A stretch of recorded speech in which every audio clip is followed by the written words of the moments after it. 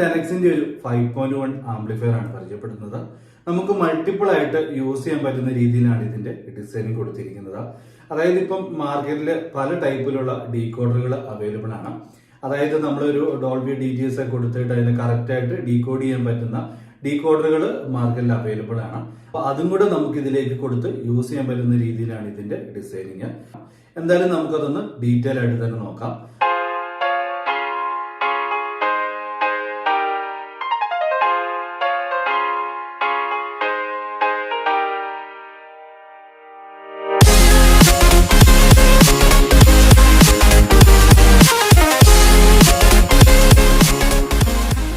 ഇതൊരു 5.1 Dolby digital amplifier എന്ന രീതിക്കാണ് ചെയ്തിരിക്കുന്നത്.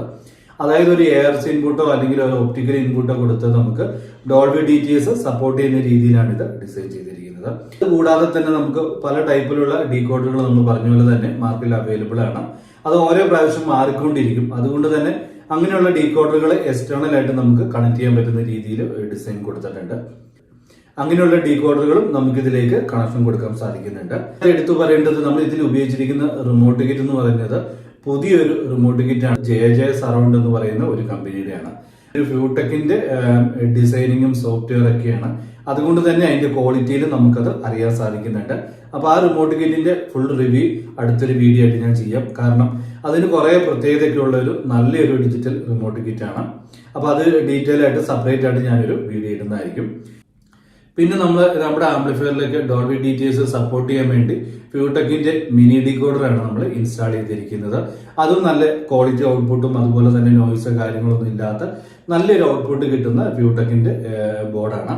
പിന്നെ നമുക്ക് എന്തെങ്കിലും സർവീസോ കാര്യങ്ങളൊക്കെ ഉണ്ടെങ്കിലും അവരുടെ തന്നെ കിട്ടുന്നതുകൊണ്ട് തന്നെ നമുക്ക് ആ ഡീകോഡറുകൾ നമുക്ക് ഒരു സേഫ് ആയിട്ട് തന്നെ യൂസ് ചെയ്യാവുന്നതുള്ളൂ. നമ്മൾ ചാനലിന് വേണ്ടി ഉപയോഗിച്ചിരിക്കുന്നത് ഡെനക്സിന്റെ തന്നെ ഒരു 100 വാട്ട്സ് കിട്ടുന്ന 5 ചാനൽ ബോർഡാണ്.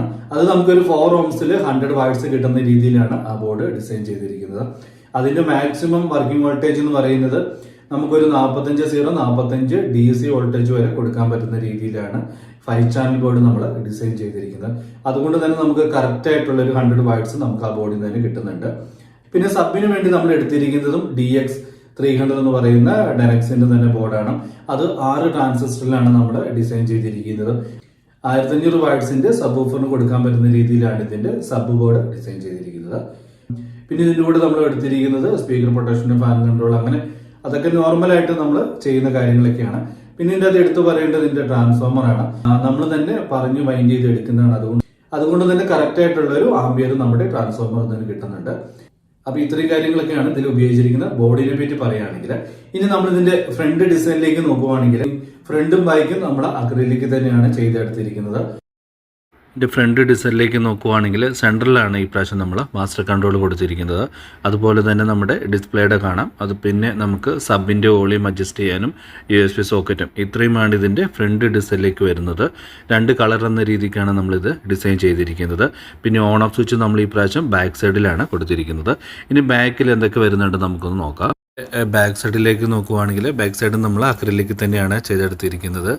അതിലേക്ക് നമുക്ക് കൊടുക്കാൻ പറ്റുന്നത് 6 ചാനൽ DVD ഇൻപുട്ട് ഉണ്ട്. അതായത് എൻകോഡർ കണക്ട് ചെയ്യാൻ വേണ്ടിയുള്ള ഒരു 6 ചാനൽ ഇൻപുട്ട്, പിന്നെ ഒരു 3 സ്റ്റീരിയോ ഇൻപുട്ട് വരുന്നുണ്ട്. അതിൻ്റെ കൂടെ തന്നെ ഒപ്റ്റിക്കലും കൊയാക്സിലും ARC HDMI ARCയും കൂടെ കൊടുക്കാൻ പറ്റുന്ന രീതിയിലാണ് ഡിസൈൻ ചെയ്തിരിക്കുന്നത്.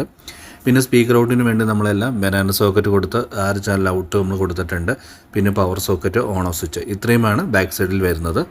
ഇനി റിമോട്ടിലേക്ക് നോക്കുവാണെങ്കിൽ ഫ്യൂടെക്കിൻ്റെ തന്നെ HDMI കിറ്റിൽ വന്നിരിക്കുന്ന സെയിം റിമോട്ട് തന്നെയാണ് അവർ ഇതിൻ്റെ അകത്തും എടുത്തിരിക്കുന്നത്.